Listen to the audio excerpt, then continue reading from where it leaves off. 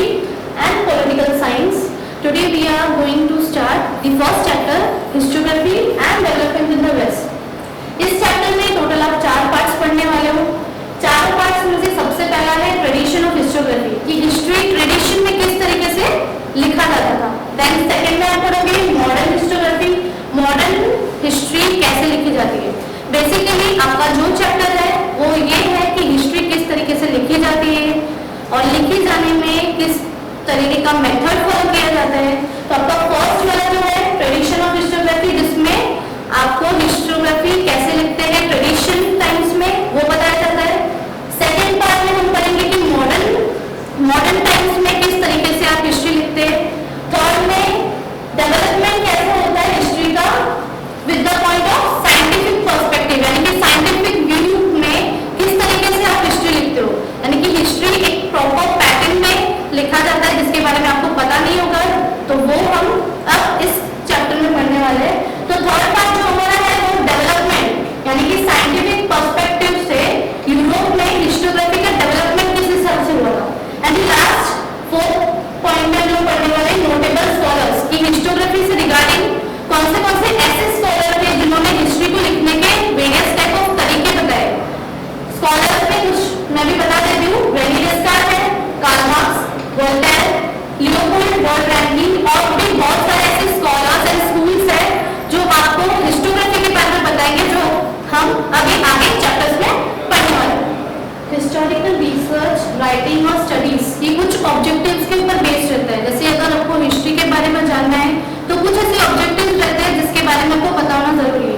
History कैसे समझोगे, history हमको अंडरस्टैंडिंग कैसा लगेगा जब हमको क्रोनोलॉजी ऑफ द पास्ट पता हो, यानी कि पास्ट के जो इवेंट्स हैं हमको पता होने चाहिए। पास्ट के इवेंट कैसे पता होंगे हमको, फॉर एग्जांपल इसमें हम लोग एक एग्जांपल ले लेते हैं, आपका age, present age. For example आपका एज अभी होगा 16, तो आपको कैसे पता चलेगा कि आप कब पैदा हुए, आपके एज की वजह से, यानी कि प्रेजेंट में जो सिचुएशन है, प्रेजेंट में जो सिचुएशन है, प्रेजेंट में जो एविडेंसेस है, उसके बेसिस पे आप पास्ट को जज करें। तो हिस्ट्री अगर अंडरस्टैंड करना है तो सबसे इंपॉर्टेंट फैक्टर ये है कि आपको अरेंजमेंट ऑफ इवेंट्स पता होना चाहिए, और आज का जो इवेंट्स है, पहले के जो इवेंट्स है और आज के इवेंट्स में कनेक्शंस क्या है, इंटरकनेक्शंस आपको पता होने चाहिए। हिस्ट्री जो है वो कंटिन्यूअस प्रोसेस में है, आज का जो डे है वो कल में पास्ट हो जाएगा। फॉर एग्जांपल आज अगर है 18 अप्रैल तो कल 19 अप्रैल आने पे 18 अप्रैल पास्ट हो जाएगा, यानी कि हिस्ट्री जो है कोई कंटिन्यूअस प्रोसेस है, स्टॉप नहीं हो सकती हिस्ट्री कभी भी, ठीक है। तो हिस्टोरिकल रिसर्च राइटिंग में सबसे इंपॉर्टेंट ऑब्जेक्टिव ये है कि हमको पास्ट के बारे में, पास्ट इवेंट्स के बारे में नॉलेज होना चाहिए, उस पास्ट इवेंट्स का आज के टाइम में क्या कनेक्शंस है वो पता होना चाहिए, और ये जो कनेक्शंस है ये कंटिन्यूअस प्रोसेस है, जिसमें हमने एग्जांपल लिया है आपका प्रेजेंट एज का। उसके बाद आज के फिजिकल एंड नेचुरल साइंस, जिसे बोला जाता है द एम्पिरिकल मेथड। इस एम्पिरिकल मेथड में क्या किया जाता है, एक्सपेरिमेंट्स किए जाते हैं, ऑब्जर्व किया जाता है। ऑब्जर्व करने के बाद में हमको हमारे पास जो अवेलेबल नॉलेज है उसको वेरीफाई किया जाता है, जैसे कि साइंटिफिक मेथड में। एम्पिरिकल मेथड को आप लैबोरेटरी मेथड भी बोला जाता है, जिसमें आप एक्सपेरिमेंट्स करते हो, बार बार ऑब्जर्व करते हो कि आपका एक्सपेरिमेंट्स राइट है या नहीं। हिस्ट्री में ऐसा कुछ भी पॉसिबल नहीं है। व्हाई, क्यों पॉसिबल नहीं है, क्योंकि हमारे पास टाइम और स्पेस के बीच का गैप बहुत ज्यादा है। हिस्ट्री में जो चीजें होती है वो पास्ट में होती है और हम एक्सपेरिमेंट अभी कर रहे हैं, तो टाइम और स्पेस का जो गैप है वो कुछ ज्यादा ही है। लैबोरेटरी मेथड में टाइम भी और स्पेस ये दोनों कनेक्टेड रहते हैं, जिस वजह से साइंस में मोस्टली लैबोरेटरी मेथड यूज किया जाता है, पर हिस्ट्री में टाइम एंड स्पेस दोनों बहुत दूर होते हैं, दोनों में बहुत डिफरेंस होता है, जिस वजह से हिस्ट्री में हम physical and natural science method नहीं यूज कर सकते। साइंटिफिक मेथड में हिस्ट्री का रिसर्च कभी भी पॉसिबल नहीं है। हिस्ट्री के रिसर्च में लैबोरेटरी मेथड पॉसिबल नहीं है, because time and space different है। हिस्टोरिकल टाइम पास्ट में आता है और स्पेस प्रेजेंट में, यानी कि रिसर्च हम प्रेजेंट में कर रहे हैं। टाइम डिफरेंस दिखता है कितना है, टाइम पास्ट का है और हम प्रेजेंट में रिसर्च कर रहे हैं, गैप बहुत है। तो इवेंट्स जो है हम वापस क्रिएट नहीं कर सकते, जैसे कि कोई वर्ल्ड वॉर हुआ हो या कोई ऐसा वॉर हुआ, वापस हम क्रिएट कर सकते हैं? बिल्कुल नहीं कर सकते। वहां पे तो हिस्ट्री में साइंटिफिक फॉर्मुलेटेड लॉ जो है वो बिल्कुल पॉसिबल नहीं है। हिस्ट्री का रिसर्च करना है तो हमें क्या करना पड़ेगा? चलो बिगिन करते हैं।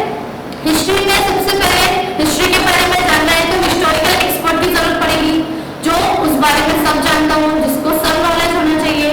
अब हिस्टोरिकल एक्सपर्ट ऐसा होना चाहिए जिसको उस जमाने के लैंग्वेजेस, स्क्रिप्ट, इवन छोटी से छोटी बात का भी नॉलेज होना चाहिए। एक्सपर्ट जो है वो उस डॉक्यूमेंट को रीड करेगा, अंडरस्टैंड करेगा, उसके बाद में उसका मीनिंग हमको बताएगा। यानी कि हिस्टोरिकल रिसर्च में सबसे मेन बात ये है कि हिस्टोरिकल रिसर्च में हम लोग लैबोरेटरी मेथड यूज बिल्कुल नहीं कर सकते, क्योंकि वो साइंटिफिक मेथड से अलग है। हिस्टोरिकल मेथड में हमको जरूरत पड़ेगी एक्सपर्ट की, जो एक्सपर्ट हमको हिस्ट्री यानी कि पास्ट टाइम के बारे में बता दे। हिस्टोरिकल रिसर्च मेथड में अभी हम लोग ये सीखेंगे कि जो हिस्टोरियंस है वो नरेटिव किस हिसाब से लिखते हैं।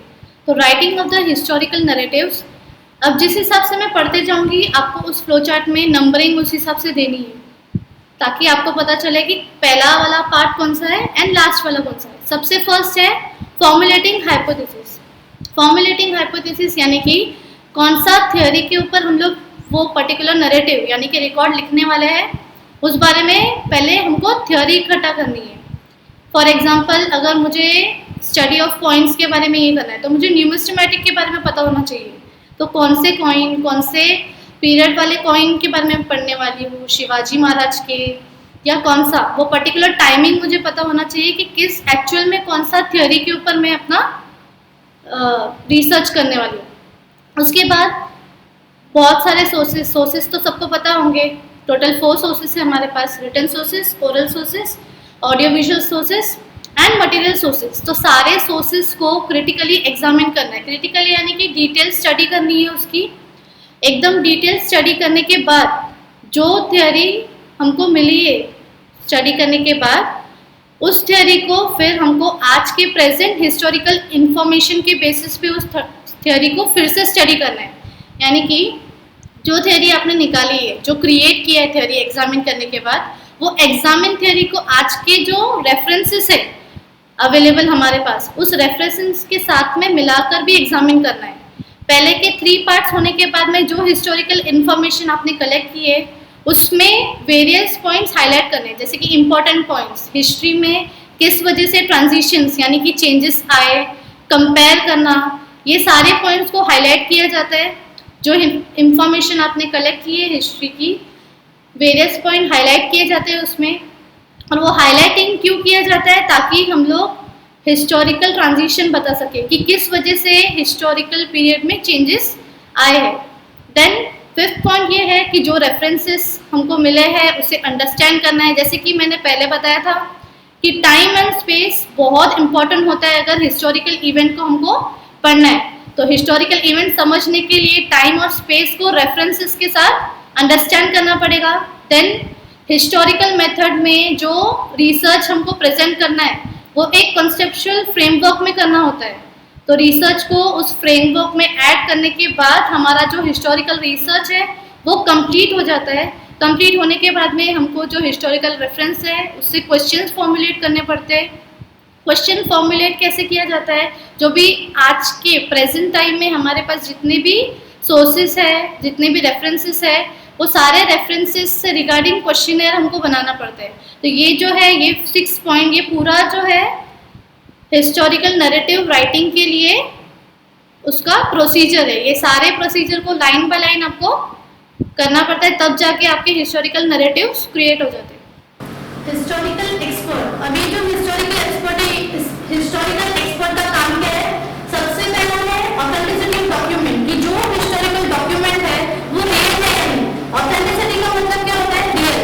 जो डॉक्यूमेंट हमें मिला है पास्ट का वो ऑथेंटिक है कि नहीं, ये पता लगाना एक्सपर्ट का काम है। देन सेकेंड, कौन से डेट पे वो डॉक्यूमेंट मैन्युफैक्चर किया गया है, कौन सा लेटरिंग स्टाइल यूज किया है, कौन सा वो ऑथर है जिसने वो लेटर लिखा है, ऑथर का राइटिंग्स, कौन सा टाइप ऑफ पेपर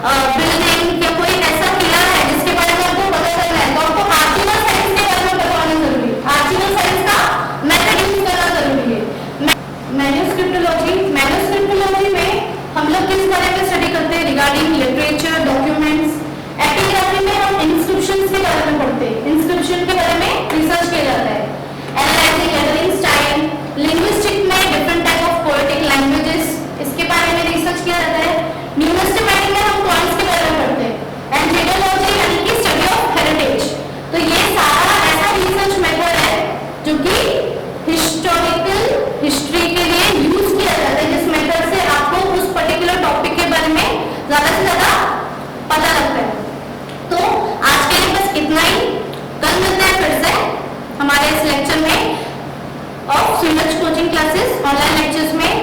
लेकिन करके आपको एक